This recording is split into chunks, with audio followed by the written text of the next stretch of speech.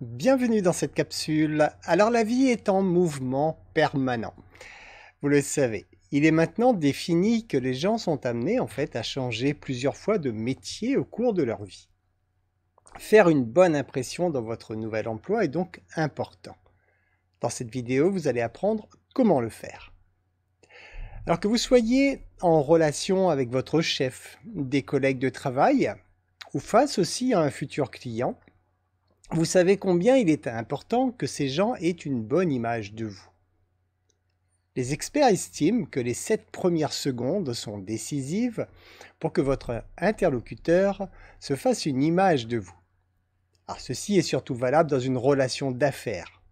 Dans le cas d'un emploi salarié, la bonne impression sera donnée par la qualité de votre travail et surtout par la façon dont vous serez en mesure de gérer les relations humaines. Même si le terme emploi s'applique généralement au statut de salarié, nous allons malgré tout distinguer deux cas de figure. L'emploi salarié et le fait d'être à votre propre compte. On peut dire à ce moment-là que c'est le client, votre employeur. Alors comment faire une bonne impression dans votre nouvel emploi ? On va commencer par l'emploi salarié.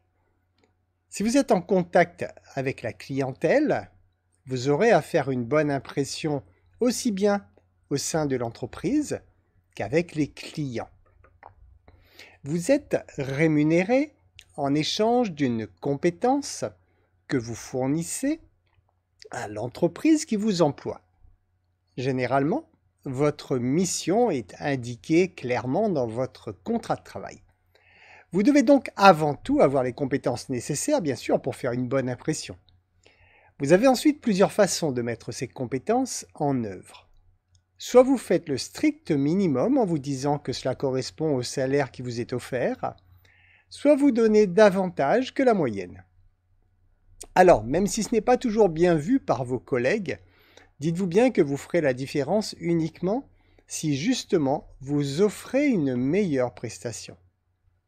Alors ça ne sert à rien d'en faire beaucoup, bien sûr. Respectez votre contrat de travail tout en entretenant une belle conscience professionnelle. Et bien ça, juste ça, ça suffit largement. Selon l'organisation dans laquelle vous travaillez, vous pourriez être amené à prendre parti. Mais sachez que ce n'est qu'en gardant votre neutralité que vous serez apprécié de tous. Alors, on le sait, la majorité des conflits démarrent lorsqu'il y a des prises de position. Je vous recommande donc de vraiment rester le plus neutre possible, de faire votre travail selon ce qui est indiqué sur votre contrat de travail et ne pas du tout entrer donc dans tous les problèmes relationnels que certains pourraient avoir entre eux. Dans le cas d'un emploi salarié, voici donc 7 façons d'agir pour faire une bonne impression dans votre nouvel emploi. Premièrement, soyez à l'heure. Oui, bien sûr, si vous arrivez en retard tous les jours à votre job, dites-vous bien que ça ne va pas peser dans votre balance. Ensuite, habillez-vous de manière professionnelle. C'est un emploi que vous avez, donc vous devez être professionnel. Donc la façon de vous habiller est importante pour que ça colle avec votre travail, bien sûr. Ensuite, s'il y a des réunions dans votre entreprise, soyez toujours prêt, bien sûr, pour les réunions. Ne soyez jamais en retard aux réunions. Le 4e point, soyez poli et respectueux envers vos collègues de travail. Vos chefs aussi, bien sûr. Le 5e conseil, c'est de sourire et d'établir un contact visuel dès le début avec vos collègues et vos partenaires avec lesquels vous allez travailler. Le 6e point, intéressez-vous à vos collègues, naturellement sans vous transformer en détective privé. Intéressez-vous à eux, mais bien sûr, ne cherchez pas à les questionner, à les pister, ça va être l'effet inverse que vous allez recevoir. Mais par contre, donc voilà, intéressez-vous effectivement à leur façon de vivre, à leur façon de penser, peut-être à leur façon de s'habiller, qui sait. Et le 7e point, faites clarifier ce qui n'est pas clair. Là, c'est surtout donc aussi bien au niveau des échanges avec vos collègues, mais souvent plutôt avec votre direction.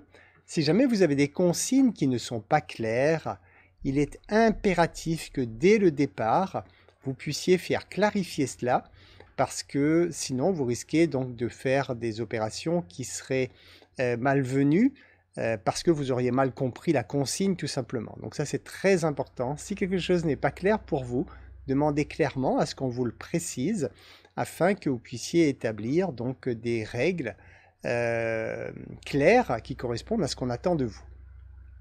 Maintenant, si vous êtes à votre propre compte, cette fois, ce sont envers vos clients que vous devez donner donc une bonne impression.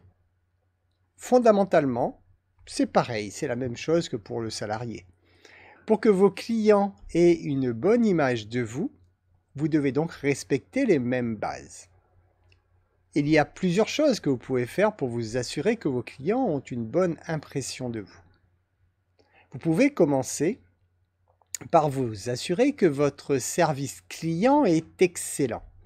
Vous savez que le but pour vous est de répondre au mieux aux attentes de vos clients. Vous pouvez également vous assurer que vos produits ou vos services sont de haute qualité et vous devez toujours essayer de faire un effort supplémentaire pour vos clients. C'est ce pas supplémentaire en fait qui fera toute la différence avec vos concurrents. Proposez-leur toujours un petit quelque chose de plus que vos concurrents. Ensuite, vous devez toujours être courtois, bien sûr, et respectueux envers vos clients. Dites-vous bien que ce qui fera toujours la différence, c'est la qualité de vos échanges. Laissez donc toujours une place prépondérante aux émotions, parce que c'est vraiment ce qui est important dans une relation entre deux personnes. J'espère que ces conseils vous seront utiles. Je vous remercie pour votre écoute et je vous dis à très bientôt dans une nouvelle capsule.